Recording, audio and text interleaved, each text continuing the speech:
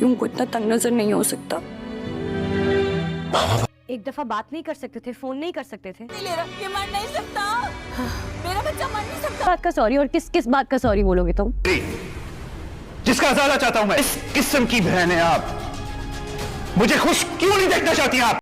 ड्रामे के अगले एपिसोड में आप देखेंगे कि मुस्तफ़ा काफ़ी ज़्यादा अपसेट होता है और वो कहता है कि मुझे मेरे घर वालों ने एहसास दिलाया है कि ज़िंदगी में पैसा कितनी ज़्यादा ज़रूरी है। मेरे पास तो कुछ भी नहीं था, ना ही मैं तुम्हारी खुशियों को पूरा कर सकता था और ना ही तुम्हारी ख्वाहिशात को। सरजीना कहती है, मुस्तफ़ा तुम किस तरह की बातें कर रहे हो?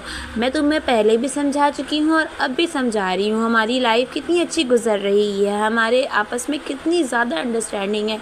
पैसों का मामला तुम देखो कि तुम्हारे भाई की एग्जाम्पल सामने ही है कि उसने एक अमीरजादी से शादी की, लेकिन उसे कितना ज़्यादा ज़हनी टॉर्चर दिया जाता है। दोनों ही पैसों की वजह से वेल सेटल हैं, लेकिन वो दोनों ही की पर्सनैलिटी एक जैसी है, वो दोनों टॉक्सिक हैं। तुम उन लोगों को देखकर अपने आप को परेशान करने की ज़रूरत नहीं है मुस्तफ़ा। मुझे पता है कि तुम अपनी ज़िंदगी में एक दिन ज़रूर बहुत आगे जाओगे। तुम अदील से भी बहुत आगे जाओगे और बिल्कुल ऐसे ही होने वाला है। वो अपनी गेमिंग की ज़िंदगी को इतना आगे बढ़ाएगा कि वो अदील से भी ज़्यादा बड़ा बिजनेसमैन बन जाएगा। उसके पास एक बहुत बड़ा बंगला भी होगा, क्योंकि आगे यही दिखाया गया है कि मुस्तफ़ा एक बंगले में बैठा होता है और बहुत ज़्यादा इमोशनल हो रहा होता है। ये ड्रामा आगे चल के और भी ज़्यादा इंटरेस्टिंग हो जाएगा। इस ड्रामे के दिखाने का मकसद यही था कि दो बेटों में किस तरह से दो नज़र किया जाता है कि दूसरे बेटे को हमेशा नकारा ही बोला गया और ये सारी बातें सुन सुनकर मुस्तफ़ा डिप्रेशन का शिकार हो जाता है, लेकिन सरजीना ही है जो उसने उसे हौसला दिया, उसे मोटिवेट किया कि नहीं मुस्तफ़ा तुम बहुत कुछ कर सकते हो अपनी ज़िंदगी में। मुस्तफ़ा सरजीना से कहता है कि किसी ने मुझसे कोई भी उम्मीद नहीं लगाई, लेकिन जो तुम ही हो जो मुझसे उम्मीद लगा कर बैठी और मैं बहुत आगे तक यानी मेरी ज़िंदगी में भी कोई है ऐसा जो मेरा इंतज़ार करता है और अपनी ज़िंदगी में मुझे कामयाब होता देखना चाहता है। दूसरी तरफ अदील और रुबाब जो दोनों आपस में लड़ते रहते हैं और अदील रुबाब से तंग आकर नताशा के पास चला जाता है। नताशा कहती है कि अदील तुम्हारे आने से मुझे बहुत खुशी होती है, मैं पता नहीं उस हम्टी डमटी शोहर के साथ कैसे गुजारा करूँगी, मैं तुम्हें लाइक करती हूँ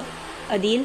ये सब नताशा की भी कोई चाल है, क्योंकि उसकी हरकतों से लगता है कि वो कोई ना कोई प्लानिंग ज़रूर कर रही है। रुबाब को भी अदील पे शक होना शुरू हो गया है कि तुम रात को भी लेट आते हो, आखिर क्या वजह है कि तुम रात को इतना लेट आते हो? अदील कहता है, मैं तो मीटिंग पे होता हूँ, तुम्हें पता है कि मेरी ऑफिस में कितनी ज़्यादा ज़रूरत है, तो मुझे जॉब पे लगाए, तो मुझसे ये सारे सवाल क्यों पूछ रही हो? मज़ीद ड्रामा रिव्यूज़ के लिए हमारे चैनल को लाजमी सब्सक्राइब करें। वीडियो अच्छी लगी है तो लाइक और शेयर भी लाजमी करें। अल्लाह हाफिज़।